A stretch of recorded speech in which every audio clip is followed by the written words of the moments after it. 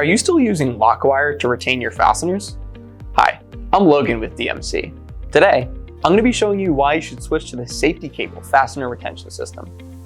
Safety cable was designed by GE Aviation for use on commercial aircraft engines. It was brought to market by DMC as a secondary means of fastener retention.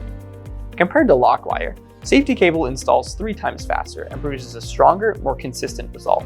The tool also eliminates sharp edges, decreasing the risk of injuries. Safety cable reduces repetitive motion injuries and foreign object debris.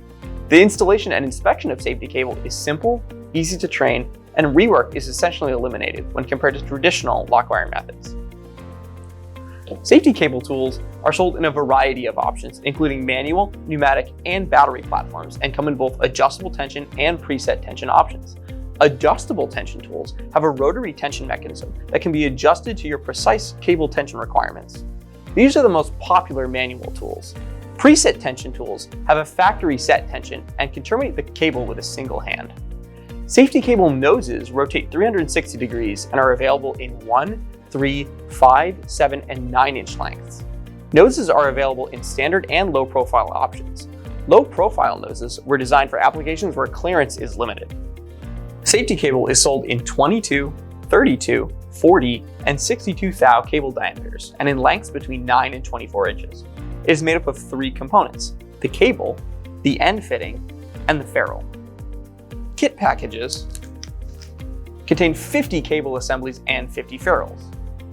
Alternatively, cables or ferrules can be purchased separately in packages of 50.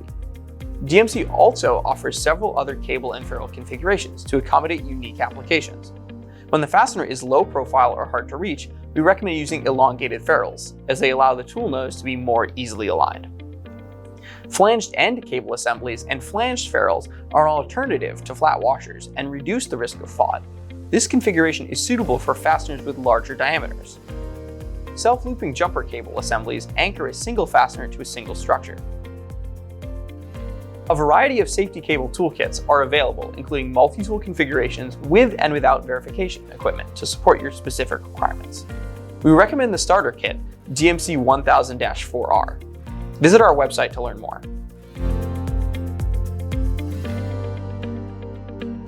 To install safety cable, first, thread the cable through the fasteners in a positive or neutral direction. Next, insert the free end of the cable through the ferrule and thread the cable through the nose of the tool with the nested side of the nose closest to the fastener.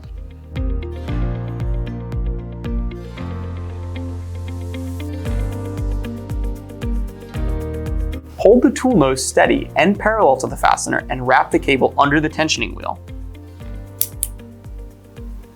Tension the cable by rotating the wheel. The tool should click once tension has been achieved. In one swift motion, completely close the handles to crimp and cut the cable.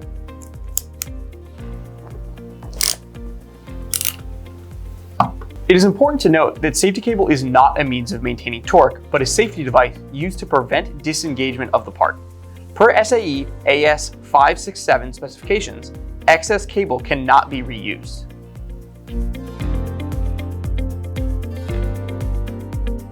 In this next segment, we will discuss safety cable verification equipment. Indenter calibration should be checked periodically and must be checked after the nose assembly has been removed or changed. DMC offers all the necessary tools for the verification of safety cable. Tensioning mechanisms are verified using a torque verification block, a push force tester, and a 3/8-inch drive torque wrench. Install safety cable on the torque verification block. Use a calibrated torque wrench to apply the proper pull-off load. The pull-off load is determined by the cable diameter and is indicated on the verification block.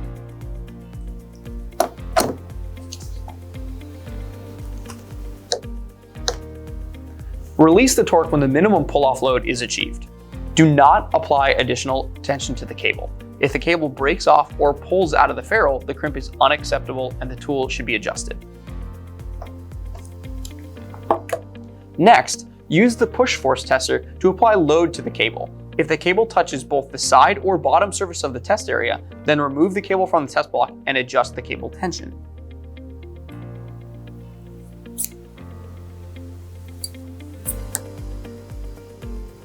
Alternatively, You can use the MPT-250C motorized pull tester with the 15-3318 grip set to perform pull-to-fail tests, allowing you to accurately determine the tensile values of 22, 32, and 40 thou diameter cable.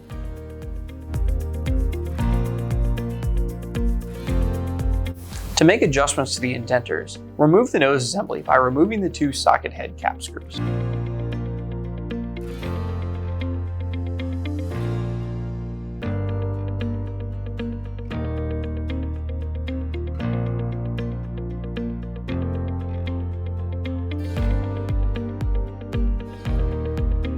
Release the jam nut using the spanner wrench and adjust the pushrod adjustment screw using the supplied screwdriver.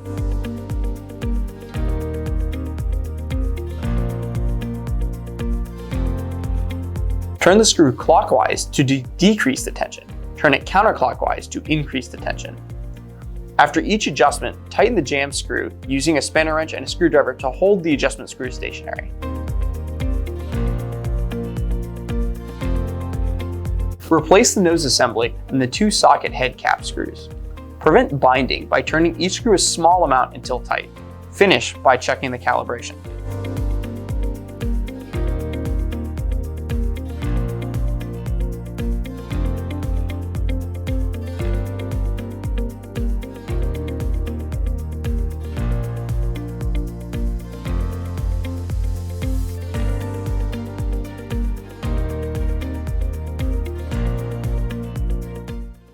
Anytime you change the nose, it is critical that you verify the proper setting with our verification equipment, even if you stay with the same nose size. Adjustable tension tools for 22, 32, and 40 thou can be changed to accommodate different cable diameters. It requires a new nose and tension wheel with matching cable diameters. Be sure to verify the pull-off value. Thanks for watching this video. Be sure to subscribe and follow us on our other social media.